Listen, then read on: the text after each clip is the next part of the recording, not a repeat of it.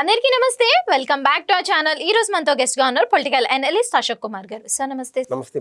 Sir, deputy speaker Raghuram Krishna గారి custodial torture గురించి YS Jaganmohan Reddy గారికి నోటీసులు అందే ఛాన్సెస్ ఉన్నాయి అంటూ ఆంధ్రప్రదేశ్ లో చాలా ఊహాగానాలు వినిపిస్తున్నాయి. అంటే ఇది జరుగుతుంది అంటారా? ఖచ్చితంగా జరగాల. ఎందుకంటే సరే జగన్ గారో లేదా సిబిఎన్ గారో లోకేష్ గారో పవన్ కళ్యాణ్ గారో ఒకవేళ వాళ్ళు ఎవరైనా సరే ఈరోజు జగన్ గారు తప్పు చేశారు, రేపు మాపో కళ్యాణ్ గారు లోకేష్ గారు ఎవరు తప్పు చేసినా కూడా వాళ్ళపైన కూడా ఈ శిక్ష అనేది పడాలా. లేకుండా ఉంటే అంటే పార్టీలకు అతీతంగా చెప్తున్నా, పెద్దోళ్ళకు ఒక న్యాయము చిన్నోళ్ళకు ఒక న్యాయం అనేది కన్నా సమాజంలో కన్నా ఏర్పడితే మొత్తం యావత్ సమాజం అతలాకుతలం అయిపోతుంది. ఒక న్యాయము ధర్మము చట్టాలు వీటిపైన గౌరవం కోల్పోయేటువంటి అవకాశం ఉన్నది వాస్తవంగా. అటువంటిది జగన్మోహన్ రెడ్డి గారు ఆయన పైన ఎందుకు కేసు పడాలా అంటే జనరల్గా ఒక మాట చెప్తా. మొగల్ రేకులు అనేటువంటి ఒక సీరియల్లో ఆర్కే నాయుడు అనే అతను ఒక సిన్సియర్ పోలీస్ ఆఫీసరు, వాళ్ళ కొడుకు మున్నాబాయో ఎవరో ఉంటారు. అయితే మున్నాబాయ్ వాళ్ళ సతీమణ్ణి ఎవరో బయట ఉన్నటువంటి ఉగ్రవాదులు ఎవరో కాల్చేస్తారనమాట. కాలిస్తే అప్పుడు కోపోద్రిక్తుడైనటువంటి మున్నాబాయి అతన్ని ఎట్టోకట్ట అని చెప్పి పట్టుకొని ఎవడైతే ఆ తప్పు చేశాడో తీసుకొని పోయి కిడ్నాప్ చేస్తారు. ఆ విషయం కాస్త ఒక సిన్సియర్ పోలీస్ ఆఫీసర్ అయినటువంటి తన సొంత తండ్రికి తెలుస్తుంది, కన్న తండ్రికి తెలుస్తుంది. తెలిసినప్పుడు ఇమీడియట్గా మున్నాబాయి ఫోన్ చేసి ఏందో మాదిరి చేస్తాను, మర్యాదగా వదిలేయి అని చెప్పి వదిలేసి పోలీసు కస్టడీలోకి తీసుకుంటారు. అంటే కొంచెం పద్ధతి అన్నీ ఉంటాయి ఏదైనా కూడా. ఇదే మాదిర ఆ రోజున రఘురామ కృష్ణరాజు గారు తప్ప ఉప్పనే తర్వాత మాట్లాడదాం. అయితే ఆయన హైదరాబాద్లో ఉన్నారు. హైదరాబాద్లో ఉన్నప్పుడు ఇమ్మీడియట్గా అరెస్ట్ చేశారు. అరెస్ట్ చేసినప్పుడు స్థానికంగా ఉన్నటువంటి కోర్టు వారికి ఆ కోర్టులో సమర్పించాలి. ఏ వ్యక్తి అయినా ఐదర్ త్రిపుల్ గారు కావచ్చు, ఇంకెవరైనా కావచ్చు. కనీసం కోర్టులో ఆయన్ని అటెండ్ చేయకుండా అతన్ని సమర్పించకుండా ఏకంగా 400 కిలోమీటర్ల పైచిలకు ఆయన్ని ట్రావెల్ చేపించి తీసుకొచ్చి ఆ గుంటూరులో సిఐడి ఆఫీస్లో ఇష్టానుసారం టార్చర్ పెట్టి హెరాస్మెంట్ చేసేశారు. కాళ్ళపైన కొట్టి గుండెపైన 85 కిలోలు వ్యక్తి కూర్చోవడము, అది కాస్త బేన్ చిరిగిపోయి వెనకాల తలెట్ట తగలడము. అంటే ప్రాణ భయం ఎట్టుంటుందో చూపించేశారు. వాళ్ళకి తెలియని విషయం ఏంటంటే నా విషయాలు మీకు తెలియదు, మీ విషయాలు నాకు తెలియనట్టు ఆయనకు బైపాస్ సర్జరీ జరిగినది. ఎవరైనా ఒకరిని అరెస్ట్ చేసినప్పుడు బై డిఫాల్ట్గా అతను మెడికల్ టెస్టులు జరుగుతాయి, కన్ఫామ్గా చేయాలా ఎట్లున్నది పరిస్థితి ఏంది అని చెప్పి. మెడికల్ టెస్ట్ చేసినప్పుడు అతను బైపాస్ సర్జరీ జరిగిందనే విషయం వాళ్ళకి తెలుస్తుంది కదా.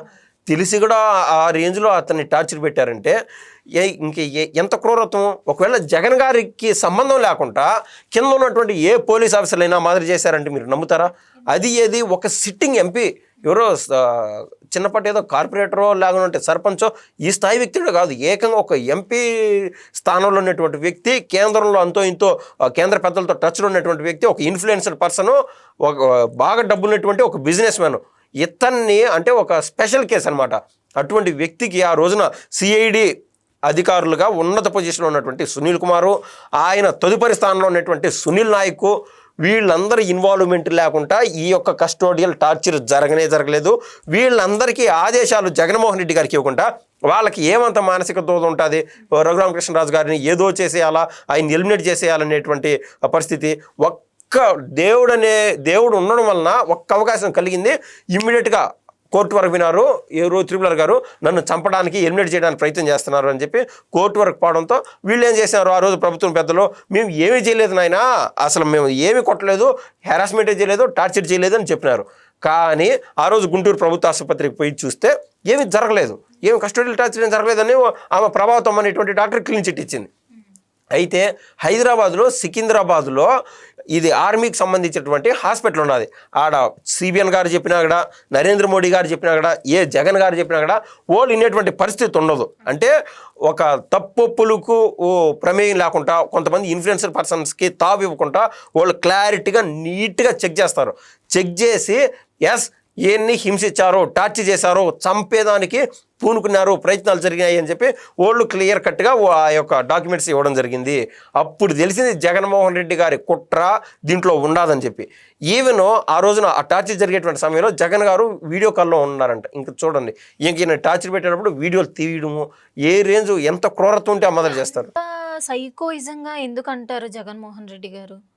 ఒకటి, ఈ వివేకానంద రెడ్డి గారు వాళ్ళ సొంత బాబాయిని చంపేశారు అని అంటానే ఉన్నాము.